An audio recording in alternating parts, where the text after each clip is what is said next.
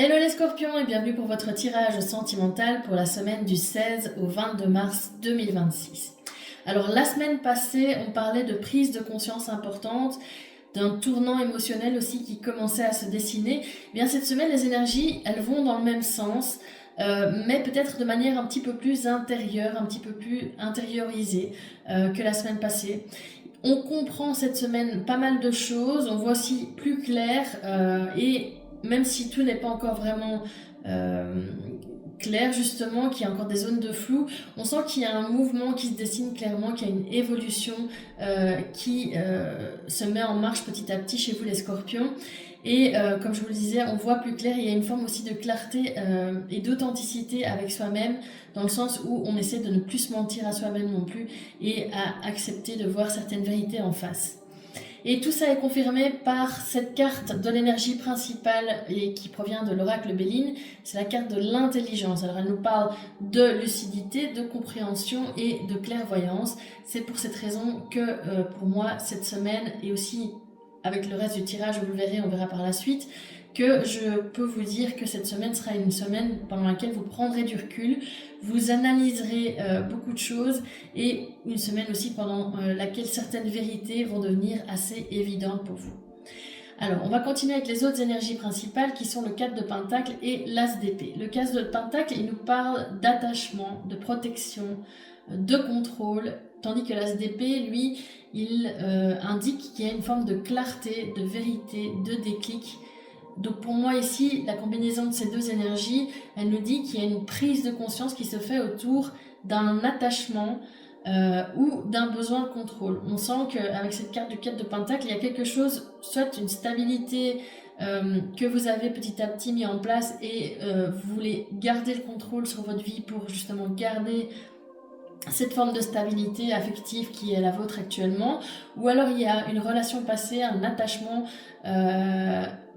ou une perception de l'amour aussi qui en fait n'est pas quelque chose qui vous sert, quelque chose qui vous dessert plutôt, et quelque chose que vous devez laisser derrière vous. Et on voit donc avec cette carte de l'As d'épée qu'il y a une prise de conscience, on comprend pourquoi on s'accroche, on comprend aussi, on est aussi lucide sur le fait qu'il faut qu'on commence à lâcher prise par rapport, donc, comme je vous le disais, soit à une histoire passée, soit à une manière de penser les relations sentimentales, ou encore à lâcher prise par rapport à ce besoin de contrôler les choses et laisser un peu plus les choses se faire de manière fluide, naturelle, sans forcément contrôler tout ce qui se passe. Alors, on va voir quelles sont les autres énergies. Et ici, première colonne, on a le 5 de Pentacle inversé clarifié par l'impératrice. Alors, le 5 de Pentacle inversé, il nous parle du fait de sortir d'une forme de manque, qui est une forme de guérison aussi, d'amélioration. Et l'impératrice, elle nous montre que vous êtes dans une forme de reconnexion à vous, qui a une forme aussi de douceur en vous, vis-à-vis de vous-même, vis-à-vis des autres, et qui a aussi l'idée de retrouver un peu de valeur personnelle, de reprendre un peu en fait confiance en soi, de reprendre les rênes, de reprendre le contrôle, mais pas un contrôle comme le 4 de Pentacle le veut, plutôt le contrôle dans le sens où on reprend son pouvoir, en fait, on reprend une forme d'ancrage et on se ressaisit par rapport à tout ce qu'on a vécu précédemment et peut-être une période aussi un peu plus compliquée ces dernières semaines. Voilà, il y a une reconnexion à soi qui se fait. On sort progressivement de ce sentiment de manque, comme je vous le dis avec le 5 de Pentacle, ou d'une blessure aussi, en revenant à soi, en se recentrant sur soi et en se reconstruisant de manière douce et ancrée, à l'intérieur en tout cas, et peut-être aussi à l'extérieur. Ça pourrait être l'idée de commencer du sport, à faire du sport, de prendre soin de soi esthétiquement, physiquement, mais c'est surtout ici au niveau intérieur qu'on voit qu'il y a une forme de reprise de confiance, de reprise de pouvoir. Alors, ensuite, on a le 7 de coupe clarifié par le 2 de bâton inversé. Le 7 de coupe, il nous parle de confusion, d'illusion. On sent qu'il y a des choses, il y a des opportunités qui sont là. Le 7 de coupe, il parle aussi de ça, l'opportunité. Mais on voit qu'il y a une forme de flou, de confusion. C'est pas très bien comment faire pour que les choses évoluent. quelle voie choisir, etc. Et le 2 de bâton inversé, en fait, il est vraiment dans la même énergie que ce 7 de coupe, c'est-à-dire qu'il y a une forme d'hésitation, il y a aussi une peur d'avancer, une indécision. Comme je vous le disais, il y a ces 2 bâtons et on ne sait pas vraiment vers lequel aller.